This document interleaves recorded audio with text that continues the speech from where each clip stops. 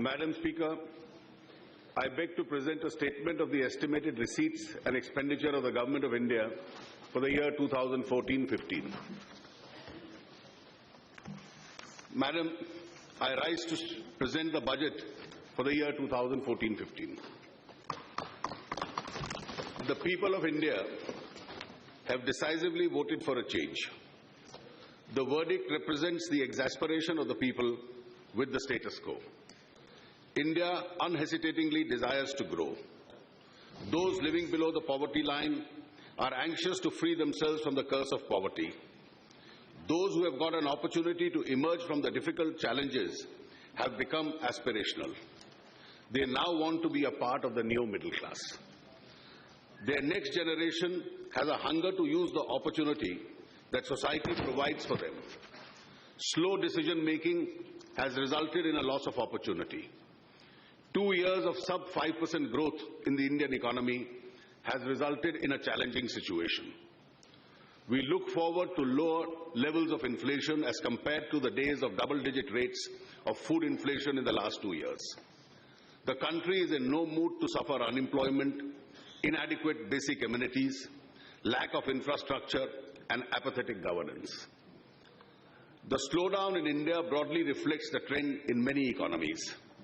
In contrast to the aftermath of the crisis of 2008-2009, when restoration of growth in advanced economies was a primary concern, the continuing slowdown being presently witnessed in many emerging economies has posed a threat to sustained global recovery. Fortunately, there are green shoots of recovery being seen in the global economy. As per the IMF, the world economy is projected to grow at 3.6% in 2014, vis-a-vis 3% in 2013, with the euro area expected to register a positive growth after a contraction witnessed in 2012 and 13. However, the performance of the US economy with the attendant implications for an unconventional monetary policy stance and global financial conditions is pivotal to the fate of the global recovery in the coming years. These are the headwinds against which the Indian economy would have to maneuver its way to attain a higher growth trajectory. As Finance Minister, I am bound to usher in a policy regime that will result in a desired macroeconomic outcome of higher growth, lower inflation, sustained level of external balance, and prudent policy stance. The budget is the most comprehensive action plan in this regard. In the first budget of the NDA government that I am presenting before the August House, my aim is to lay down a broad policy indicator of the direction in which we wish to take the economy.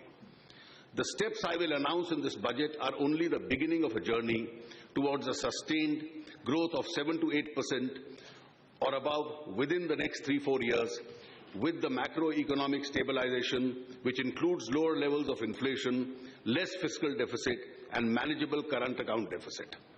Therefore, it would not be wise to expect anything that can be done or must be done in the first budget presented within 45 days of the formation of the government. While higher growth is a sine qua non, we cannot be oblivious of the fact that there is a large population of this country which is below the poverty line. It is the poor who suffer the most. We have to ensure that our anti-poverty programs are well targeted.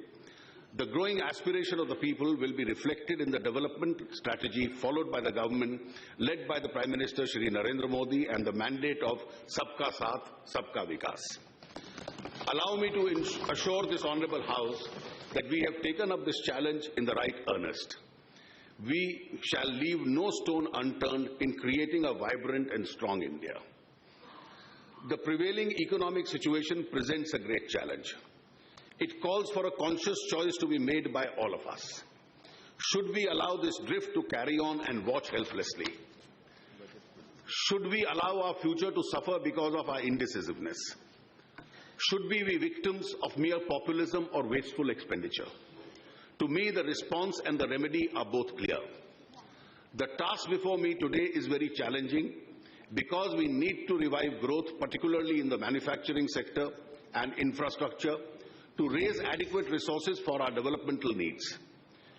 On the one hand, the task is simple if we accept the principle that we cannot spend beyond our means. We need to introduce fiscal prudence that will lead to fiscal consolidation and discipline. Fiscal prudence to me is of paramount importance because of considerations of intergenerational equity. We cannot leave behind a legacy of debt for our future generations. We cannot go on spending today, which would be financed by taxation on a future date. There is an urgent need to generate more resources to fuel the economy. For this, the tax GDP ratio must be improved and the non-tax revenues increased.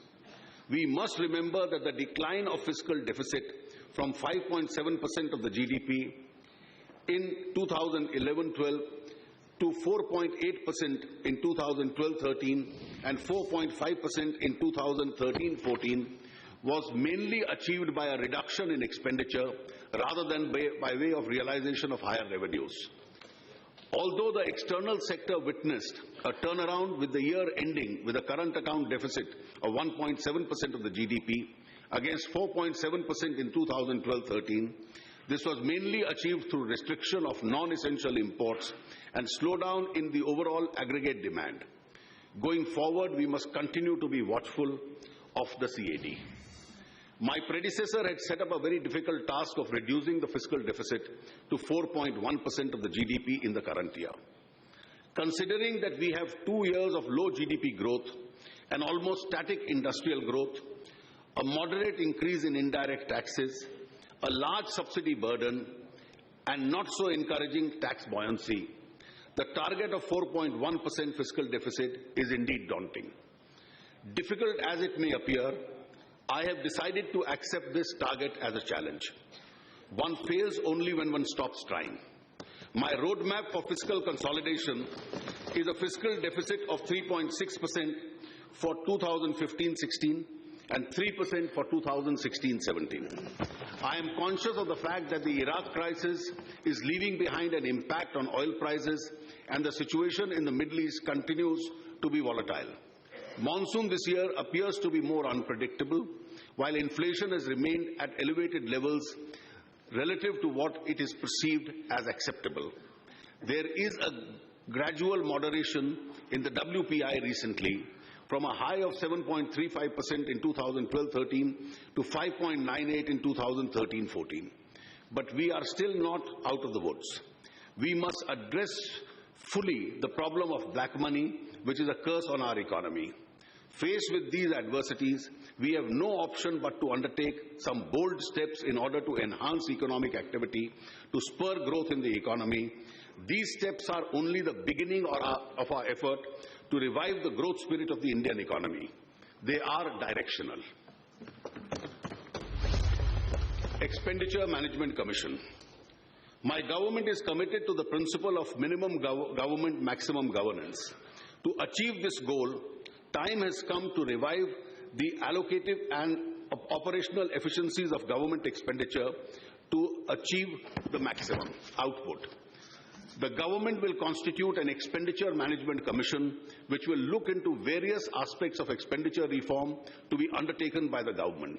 The Commission will give its interim report within this financial year. I also propose to overhaul the subsidy regime, including food and petroleum subsidies, and make it more targeted and provide full protection to the marginalized, poor, scheduled caste, scheduled tribes. A new urea policy would be formulated. The debate on whether to introduce the goods and services tax must now come to an end. We have discussed the issue for the past many years. Some states have been apprehensive about surrendering their taxation jurisdiction. Others want to be adequately compensated. I have discussed the matter with the states both individually and collectively. I do hope we are able to bring a final solution in this course of this year and approve the legislative scheme which enables the introduction of the GST. This will streamline tax administration, avoid harassment of business, and result in higher tax collection both for the centre and the states. I assure all states that government will be more than fair in dealing with them. Tax administration. The sovereign right of the government to undertake retrospective legislation is unquestionable. However, this power has to be exercised with extreme caution and judiciousness, keeping in mind the impact of each such measure on the economy and the overall investment climate. This government will not ordinarily bring any change retrospectively which creates a fresh liability. Honourable members are aware that consequent upon the retrospective amendment of Income Tax Act 1961 undertaken by the Finance Bill of 2012, a few cases have come up in various courts and other legal fora. These cases are at different stage of pendency and will naturally reach their logical conclusion. At this junction, I would like to convey to this august House and also to the investor community at large that we are committed to providing a stable and predictable taxation regime which would be investor-friendly and spur growth. Keeping this in mind, we have decided that henceforth all cases arising out of the retrospective amendments of 2012 in respect of indirect transfers and coming to the notice of assessing officers will be scrutinized by a high-level committee to be constituted by the CBDT before any action is initiated in such cases. I hope the investor community, both within India and abroad, will repose confidence on our stated position and participate in India's growth story with renewed vigor. Tax demand of more than 4 lakh crores is under dispute and litigation before various courts and appellate authorities. This is one of the serious concerns of all taxpayers in the country. In order to reduce litigation in direct taxes, I propose to make certain legislative and administrative changes. Currently, an advance ruling can be obtained about tax liability of a non-resident from authority for advance rulings. The facility is not available to resident taxpayers except public sector undertakings. I propose to enable the resident taxpayers to obtain an advance ruling in respect of their income tax liability with a defined threshold. I also propose to strengthen the authority for advance rulings by constituting additional benches. I further propose to enlarge the scope of Income Tax Settlement Commission so that taxpayers may approach the Commission for settlement of disputes. This would continue to be once-in-a-lifetime opportunity for any taxpayer. As an administrative measure, I propose to set up a high-level committee to interact with trade and industry on a regular basis and ascertain areas where clarity in tax laws is required. Based on recommendations of this committee, the Central Board of Direct Taxes and the Central Board of Excise and Customs shall issue appropriate clarifications wherever considered necessary on tax issues within a period of 2 months. Transfer pricing is a major area of litigation for both residents and non-residents. I have proposed certain changes in the transfer pricing regulations, which I would spell out in Part B of my speech. I hope these measures would go a long way in improving the confidence of taxpayers in the tax system and provide certainty and clarity in tax laws. Foreign direct investment. The policy of the NDA government is to promote foreign direct investments selectively in sectors where it helps the larger interest of the Indian economy. FDI in several sectors is an additionality of resource which helps in promoting domestic manufacturing and job creation. India today needs a boost for job creation. On manufacturing sector in particular needs a push for job creation. India today is the largest buyer of defense equipment in the world. Our domestic manufacturing capabilities are still at a nascent stage. We are buying substantial part of our defense requirements directly from foreign players, companies controlled by foreign governments, and foreign private parties are supplying our defense requirement to us at a considerable outflow of foreign exchange. Currently, we permit 26% FDI in defense manufacturing. The composite cap of foreign exchange is being raised to 49% with full management control, Indian management and control through the FIPB route. The insurance sector is investment starved. Several segments of the insurance sector need an expansion. The composite cap of the insurance sector is proposed to be increased up to 49% from the current level of 26% with full management and control through the FIPB route. To encourage development of smart cities, which will also provide habitation for this new middle class, requirement of the built-up area of capital conditions for FDI is being reduced from 50,000 square meters to 20,000 square meters, and for $10 million to $5 respectively, with a 3-year post-completion lock-in. To further encourage these projects, which commit at least 30% of the total project costs for low-cost affordable housing, will be exempted for the minimum built-up area and capitalization requirements with conditions of 3-year lock-in. FDI in the manufacturing sector today is on an automatic route. The manufacturing units will be allowed to sell its products through retail, including e-commerce platforms, without any additional approval.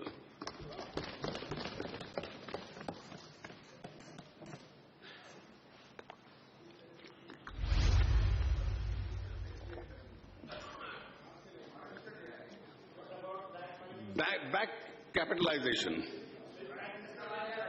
Financial stability is the foundation of our rapid recovery.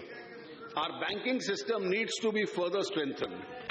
To be in line with the Basel III norms, there is a requirement to infuse 2,40,000 crores rupees as equity by 2018 in our banks. To meet this huge capital requirement, we need to raise additional resources to fill this obligation. While preserving the public ownership, the capital of these banks will be raised by increasing the shareholding of the capital in a phased manner through sale of shares, largely through retail common citizens in the country. Thus, while government will continue to hold majority shareholding, the citizens of India will also get direct shareholding in these banks, which currently they hold indirectly. We will also examine the proposal to give greater autonomy to banks while making them accountable. PSU capital expenditure. To give a thrust to investment in the economy, PSUs will also play their part constructively. I am assured that PSUs will invest through capital investment a total amount of rupees 2,47,941 crores in the current financial years to create a virtuous investment cycle. Smart cities.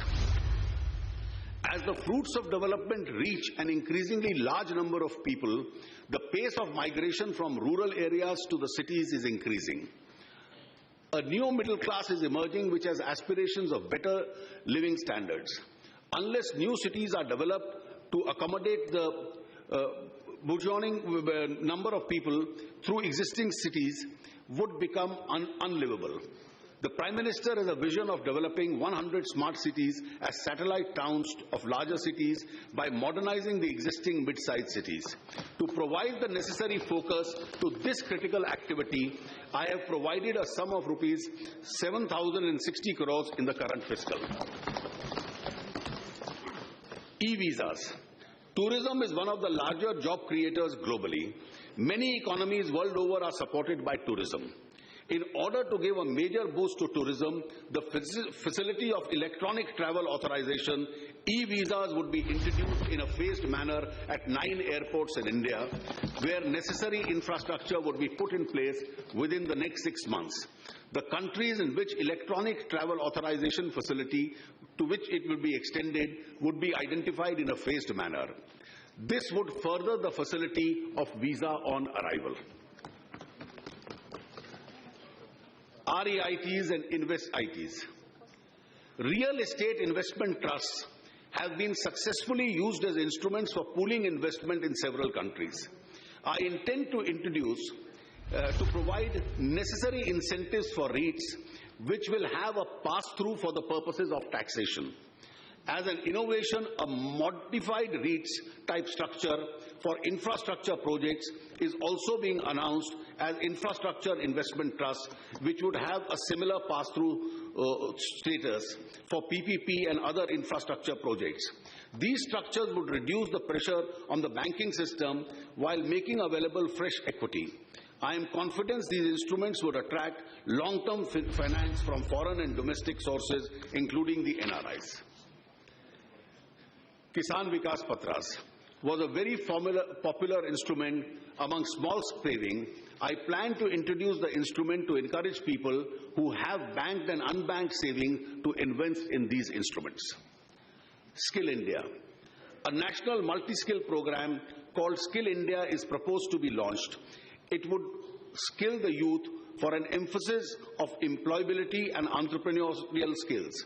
It will also provide training and support for traditional professions like welders, carpenters, cobblers, masons, blacksmiths, weavers. Convergence of various schemes to attain this objective is also proposed. The Pradhan Mantri Krishi Sinchai Yojana. Bulk of our farmlands are rain-fed and dependent on monsoons. Therefore, there is a need to provide assured irrigation to mitigate risk. To improve access to irrigation, we propose to initiate a scheme, Pradhan Mantri Krishi Sinchai Yojana. I propose to set aside 1,000 crores for this purpose.